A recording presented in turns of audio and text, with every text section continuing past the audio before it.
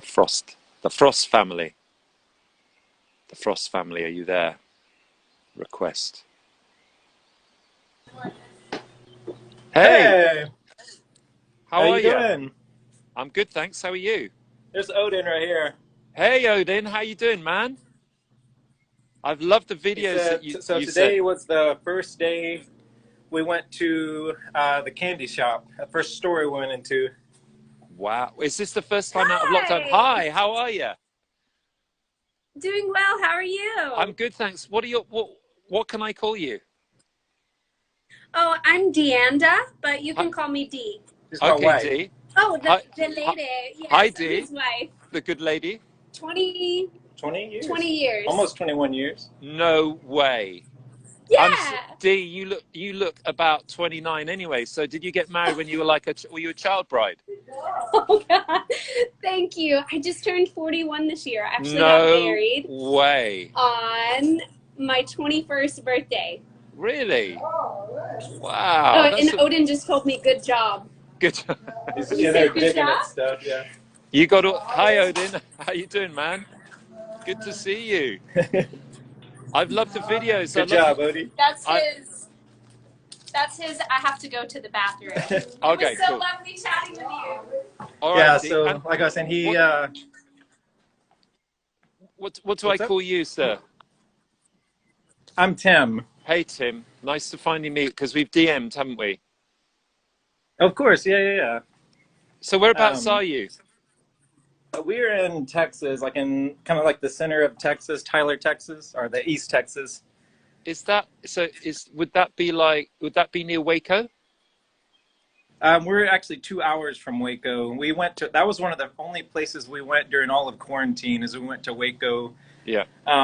We did a song with Tony Hawk, the pro skater, Oh like me and my wow, son and my yeah. wife, and then he invited us to Waco in December for like a special trip, and we got to surf with him, and it was like one of the most like relieving things after such a hard year of not going anywhere, not doing anything, not seeing anybody. It was just like, whoa, it kind of felt normal for the 2 days we get to hang out. It was cool.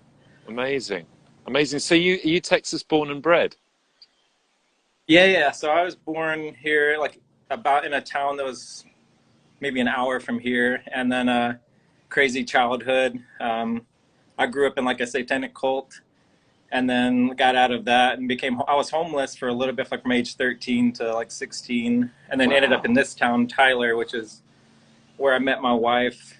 I guess it was right before I turned 17. I met my wife, and I just survived an overdose, and I quit doing drugs from that time on. And yeah, here I am, like 20, almost 21 years later, married with an 18-year-old son. And Tim, you look about 30 yourself. So well, I just shaved yesterday too, so it's like. amazing. Well done. I mean, crikey. So you've been through. Were you raised in a cult? Yeah, so from age, like from birth to around 6 years old, we were in a cult, and there's a bunch of weird stuff always going on. My Yeah. my mom was a Satanist since she was probably 17 or 18, and Wow. then like when she got out of the cult, like the cult members would try to like kidnap me and my brothers and stuff when we were kids to try to get my mom back into the cult. Even to the point, I think when it was right before Odin was born. My mom got kidnapped, still trying to get back into the cult. So I was like, 18 years ago. But my mom finally went to prison, and so she, I guess, got away from all of that by doing that. Man. But yeah, so it's just a weird. And I end up writing a story about it. Like I end up writing this stuff down. There's there's That's Odin's it. caregiver. Hey, Hi, hey, what's your name? I'm Evan. Hey, Evan, how you doing, Evan? I'm doing pretty good. I'm doing What's I'm doing really good. is it hot as Hey, hell? Sorry, what'd carry you on. say? No, I just thought, Oh, I was just is gonna it hot say, as hell? Is it hot as hell in oh Texas? yeah, it fucking cranked up. I'll tell you. I I I loved your song, the reimagined oh on John cool. Lennon's new album. I loved it. Paul McCartney. Paul Paul McCartney McCartney. even. Paul Yeah. McCartney. Well, thank you. I mean, I didn't really do much. I mean, he wrote the song, and he's he's an amazing guy. He's a very, very, it's interesting. He's obviously one of the greatest musicians to walk this planet, and Yeah. he's one of the most famous people ever to walk on this planet. But the thing that you come away with, and I think he's just such an amazing human being. You know, it's very easy for people like that to be egotistical, but he's a real, Right. Oh yeah. you just get the feeling he just wants to connect. And his energy, Yeah. like, I had my daughter with me, Una, and she sat, and we were like, afterwards, she and I were buzzing in the kitchen afterwards. She go, we talked to Paul McCartney. So yeah, See, it was great. We'll be the same way after this. Like, we talked to Ed from Radiohead. Like, Yeah. what the heck? Like, Oh, so well, yeah, it'll be like one of our things. So wow. Oh, You know, I have to share this with you. So when I met Tim, yeah, he was 17 maybe, and I'm a few years older. I had grown up listening to mainstream music, and he was like, wait a minute, you don't know about like underground or indie? And I was like, no. And he goes, hold on. Showed me Karma Police. I cried in the car, and he goes, oh, no, hold on. Then he shows me Paranoid Android, and I've never looked back since. wow. One of the best songs I've ever heard in my life. You guys are just, Oh, thank you. we love Wait. you. We followed you for so long. Thank you. Well, yeah, you I'll show know, you in Odin's yeah. Odin's room. He has this this poster that he's had since it came out. This is like the radio promo or the Oh, I remember that. promo poster. Yeah, Amnesia. Yeah. Wow. He's had that in his room That's so cool. since he was baby. So, So and also go ahead. Did you force feed Odin with Radiohead? So actually, Radiohead is the first concert he actually ever went to, but he was in utero. Like, my wife was pregnant. It was, I guess, during it was Hail right to the Thief? before Hail to the Thief came out. Yeah, in Houston, we drove down there Trees. while she was pregnant. Yeah. I remember it well. It was Twins, really yeah. humid. Oh my gosh, it was like, and then her being pregnant too, it was just like, ugh. Oh, wow. But yeah, so like he's always been keen to music. Like he's rocked to rhythms all of his life, and now he has this iPad. It's like a Chaos pad on his iPad. It's like a Chaos Oh, nice. But he makes so, like, at first, like we kind of underestimated him, whatever, and like most people in his life have, and you know, we even as parents we failed with underestimating him sometimes. We're like, are you making these songs? Like they're a little. It didn't seem like stock music on the Chaos pad, and so he just went through and showed us, like, he put in a bass and he put in a synth line, and it was just like, amazing. Holy crap! Like he's doing this, and so I have a studio here. Like I do like commercial work, and me and my wife make music together, and so we finally realized it's a family band. Like, Odin needs to be part of whatever we do, and so we'll import his samples into Logic and his coos and his awing and stuff, and then we turn it in. Like, I have an Odin synth that it's all his vocals, and he loves hearing it, you know. And so it's just really fun to have a final product that's our family. Like I said, growing up not having a proper family or whatever, Yeah. and now having one that we get to like do something so beautiful and so sacred with, like making music. Is just like I come in here crying listening to the stuff, because Oh, man, man, this is something I've always dreamed of, you know, making music with each other, and it's just so beautiful. Well, you're great. I can tell, Tim, that you and Dee are great parents, and I think it's really interesting. Thank you. I think it's really interesting what you say. I think a lot of us, and you know, you had obviously by the sounds of it, an extreme childhood, but you know, a lot of people had, you know, we grew up in an era when there was a lot of trauma with children, you know, and you know, in Britain it was children were to be seen and not heard, and that, you know, and I think a lot of people, a lot of us, you know, and I'm not saying my childhood was, I had very loving parents, but it was pretty grim at times. Yeah. Like, you know, like it can be. But I think that's the thing, that when you have your own family, you're like, okay, I want it to be the kind of childhood that I wish that I'd had. Don't you think? Exactly. And I actually, for me, it was quite important. I had friends, because for me, I mean, you know, I came from a split family, and that was the bit that was horrible, and that, you know, the fighting and all of that, blah, blah, blah. But it's normal, you know, but it is still, and I think what's I going to say? I think, oh yeah, I had friends whose parents stayed together, and I'd see them, and I'd go into the household, and the feeling was different. It was different. It was warm, and it was just like, oh, okay, this is how it can be. And actually, it was much better off my parents split up, because when two people don't get on, they shouldn't be together. So, but yeah, I think it's great what you guys are doing. You're very inspiring. Well, the thing is, here's the other thing, because you look so flipping young, you both look amazing. I can't believe you look 30 or 31. Let me get them crow's feet in there. Yeah, well, wait till you're 53, mate. Hey, I'm not too far behind. Yeah. So I've got a Texas connection, big Texas connection. Yeah, you said it one time. Your grandmother. My grandmother was born in Nuevo Laredo. Oh yes, Laredo. Yes. And then aged eight, the parents moved her up. This is in the 20s. Moved them up. They moved to Fort Worth. Oh. And, Yeah. And We're very close to Fort Worth. I've still got dear friends, not different. My family. I mean, their family. I went to stay with them in 1981. They lived in San Antonio, and now they're back up in the DFW area. And I went when I went round America on a Greyhound, which some of you might know I once did. Oh my God! I stayed with them a lot in the summer of '87, and I love, coming to Texas. Let me tell you, coming to Texas from England in 1981 was like, it was like culture shock. Oh my God! So, like, we didn't even have supermarkets in Britain where I came from. That was all like little stores. So you arrive in, and it was like the movies. And I remember things like, I got taken to high school for the day, right? And I went with a 16-year-old boy. He was driving his own car to high school. He had on the wrong side of the street. Yeah.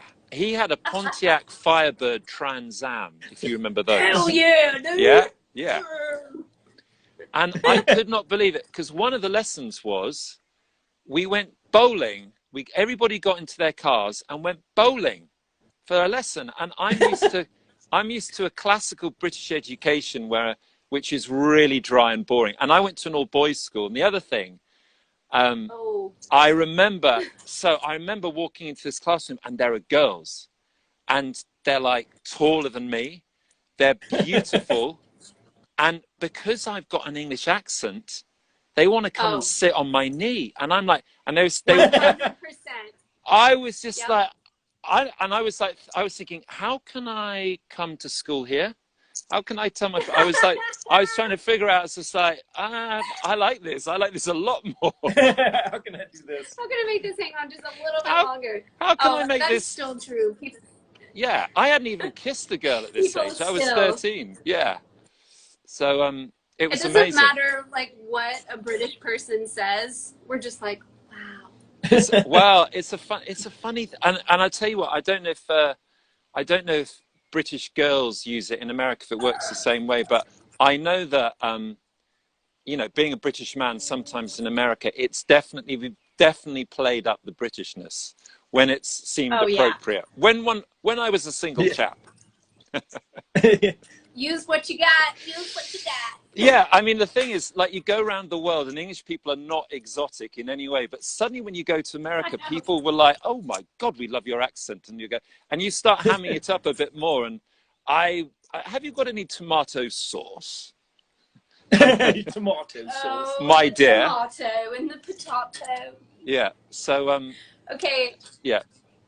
Well, this guy, sometimes when he's on the phone with older women, like he does window cleaning as well, being a musician, like we got to pay those bills, Yeah, of course. And he'll be on the phone and he'll go, yes, ma'am. Yes, ma'am. Okay. I'm like, whoa. That Southern charm just comes out. And that works a treat. Love it. Oh, really? They love like it. A lot of the people who I wash windows for are older ladies, and they basically just want somebody to talk to and listen they like their windows clean as well, but they also like they want company. And then so you just, and I like it. I like hearing their stories. I Yeah. love. I'm a memory collector, and so like that's I love hearing people's memories and then like applying them to my life, and that's Yeah. how I've always been. I love memories. I love old pictures and videos and just history. Yeah. I agree, and I think It's that's not always false. no, and I'm the same with you. Like one of the things, my grandmother died. She died just before the pandemic, thank God, because she was in a home. She was 100. Oh, She was in 103, so she was. It was, she. wow. But her and her, and her, people in her home, you'd ask them about their lives, about their memories, and it's amazing. And I agree. It's everybody's got a story. Everybody's got, like you both have got. Tim, what you've just said sounds like a film. What you've just, it sounds like, in 2 minutes, everybody's got a story in them. And I think one of the really important things in life is to listen, is to ask and listen, right? Yeah. And you ask somebody and just listen. And Yeah. that, yeah, everybody's got a story to tell. We're super, super lucky. We live next to like one of them. Like, I think he's a legend. His name's Frank Chemico. He's 80. He's 81 years old. And about a week ago, I went over to his house to help him. He had like a raccoon that got in and needed some help getting him out and all this. And he had this guitar that he showed me, and it was a D'Angelico. Wow. And like, and the guy who made the guitar was his friend. Like it's a custom guitar. No, there's not one like it in the world. He goes, play it for me, Tim. He's from New York. Says like super strong New. Can you play that? I can't play it anymore. Can you play it for me? He's like, yeah, of course. And so I'm playing him this guitar, and then he starts telling me this story about him playing with like Stan Getz and Duke Ellington. And the King of Thailand, and then he shows me the pictures. I got it all on video. I video everything, so he's like showing me. It's like him, Duke Ellington, Lady Bird Johnson, Lyndon B. Johnson, all at the White House playing. Lou Marino from the Blues Brothers. Wasn't that's me right there playing the D'Angelico, the same guitar? No way! Like, holy crap! Like, and I'm just taking it all in. I'm videoing it, like, so I could keep the stories and everything. And then, like, on his piano. Sorry, carry on. Sorry, Tim. Sorry. So on his piano, like he wanted me to play some songs on the piano for him, so I'm playing some songs on the piano, and I look on his. There's a picture, and it's his nephew and his aunt, his nieces with Michael Jackson in the '80s. I'm like, is that Michael Jackson? He goes, oh yeah, he came by the store. He's a fan of these model replica war things or whatever. He came by to look at them, so they sent me that picture. That's Michael. I'm like, yeah, it's Michael.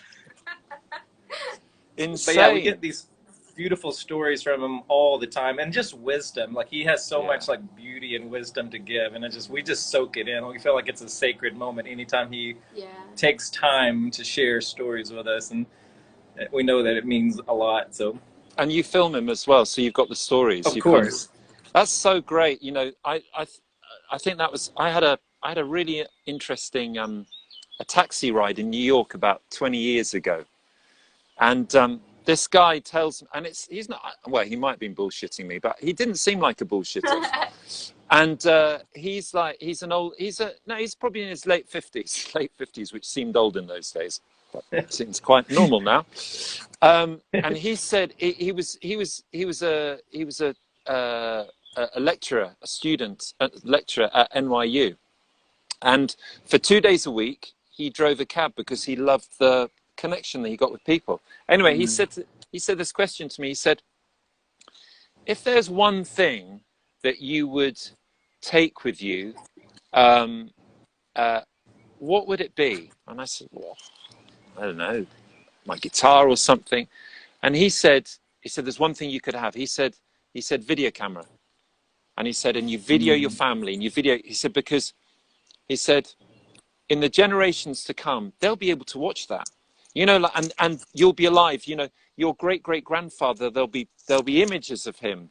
There'll be, your great-great-grandson will be able to see images of you, and you'll be alive. Whereas we've had all these very kind of, if we're lucky, we've got a few black and white sepia-tinted photos of people looking very upright and together, very posed. But we have no idea of the characters. And now We have a really strong idea of, so I remember my father got got video camera about 25 years ago and was just videoing the old, my great uncle over in Ireland, getting all the stories of the land and the farming communities and stuff like that. I think it's an amazing thing. And in fact, my mum gave me a bag of, so she used to shoot Super 8 in the late 60s. Oh, wow. Yeah. So I'm born in 68. And she filmed stuff all the way through up until when my parents split up in 77. And she's clearing out the house because she's moving house. And she gave me the bag of Super 8, and there are about 40 reels. And I found somebody to convert it, and I sent them off 3 weeks ago. So hopefully, they'll be, and it'll be weird. It'll be really weird because seeing your sister, all these places like move rather than there's no sound. It's just, so I'm quite intrigued to see. I'll probably be a blubbering wreck by the end. Oh, for sure. Whoa, what a gift. Yeah. I know, isn't it great? I love that. Yeah, so we've all got all this stuff on TikTok. Imagine TikTok for the great-great-grandchildren of TikTok users and seeing what they... Oh my gosh. Right? Who knows where we'll be. And the funny thing about all of that, like when quarantine started, and we were just like, we had no idea what was going to happen, and we had to like stay completely like shut out because Odin is very like his high risk. So we weren't going anywhere. Is that because his immune system, he's more susceptible? Is it kind of risky immune system? Yeah. Okay. And so we didn't go, like he obviously wasn't in school. We weren't going into stores. She was like having to work from home. Wow. And I was washing windows and doing music. All my music stuff got shut down. All my window stuff got shut down. Yeah. Evan wasn't here. And so like I started filming with my phone, just like I was so anxious. Hadn't been that anxious in years. And I tried to start filming like the beauty, like in the midst of all of this like unknown and anxiety. And so I started filming like 1 minute a day, like at least 1 minute a day of joy and beautiful things to keep me reminded of this. And so now I'm on like day 440, like we're still doing it, like even though like we're able to kind of go out and stuff, but I have like a whole year. Instead of looking back on how scary and anxious I was, I can look back and every single day be like, oh yeah, that was so fun. That part of the day was so fun. And so we have this cool like documentary of it and stuff. So you made a short film from it. You are really inspiring. I've always wanted to. When we were making Hail to the Thief, I thought I'm going to take a photo every day of the year, and I didn't have a digital camera. I lost it about day 46. I was like, here's another London grey day, but you see it through. Of course. Wow. And he's a doer. And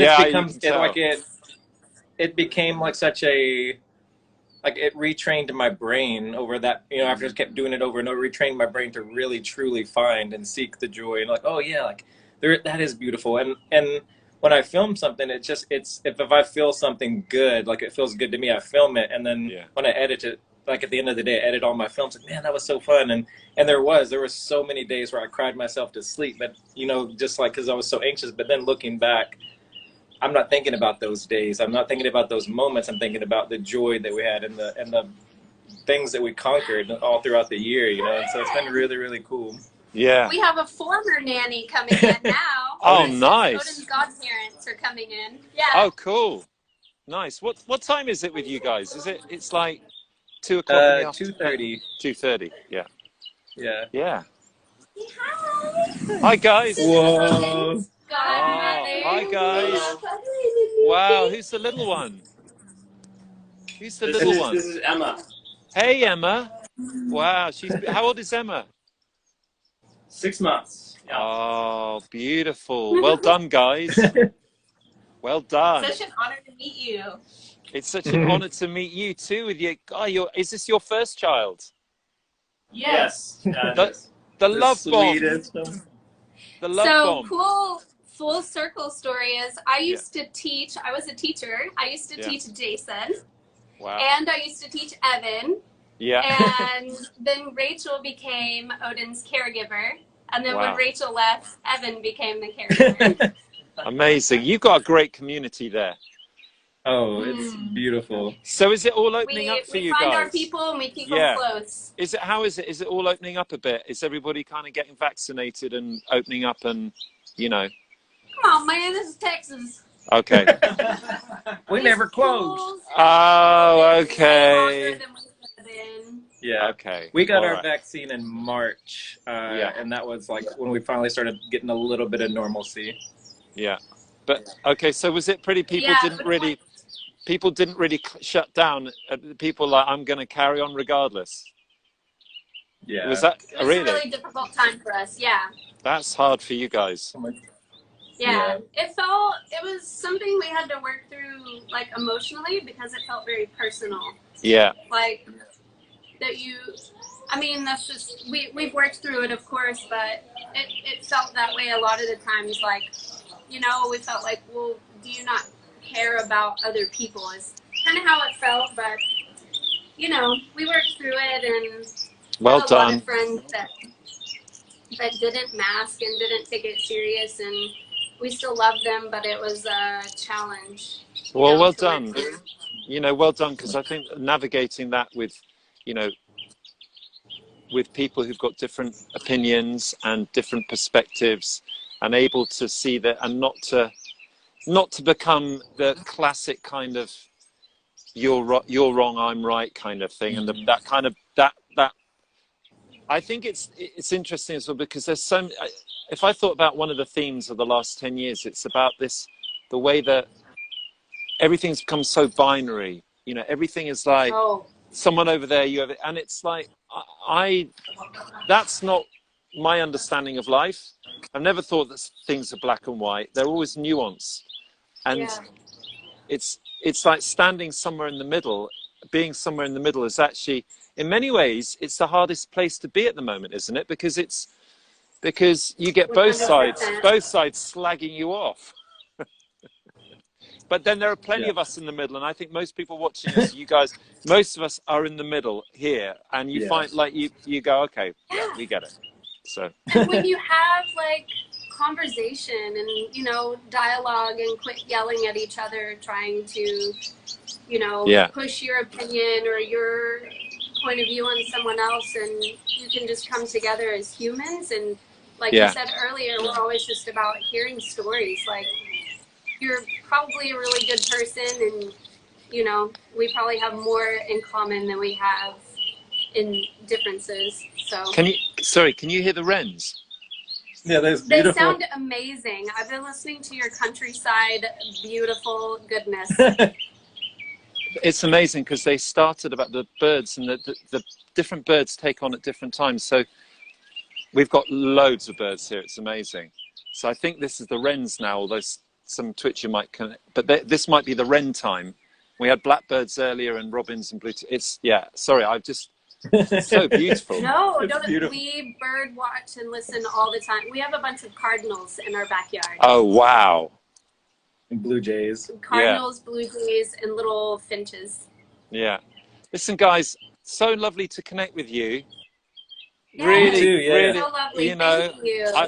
I saw you. I thank you for, you know, sending me clips of Odin rocking out in the car to you know, of course, and all the time. That's what we do all the time. We'll sending them. Love your energy, and love what you're doing, and you're amazing. You're amazing people, and you're amazing parents, and, you know, big love to you and to Odin, and, you know, stay well. Big love right back. Yes. We adore you. We're gonna go hold the baby now. Yeah, absolutely. Go and squeeze the baby. All right, guys. See you, Tim. See you, Dee. Bye, Odin. See you, Evan. Bye. Big love. Bye. All right. Oh, that was lovely. That was lovely.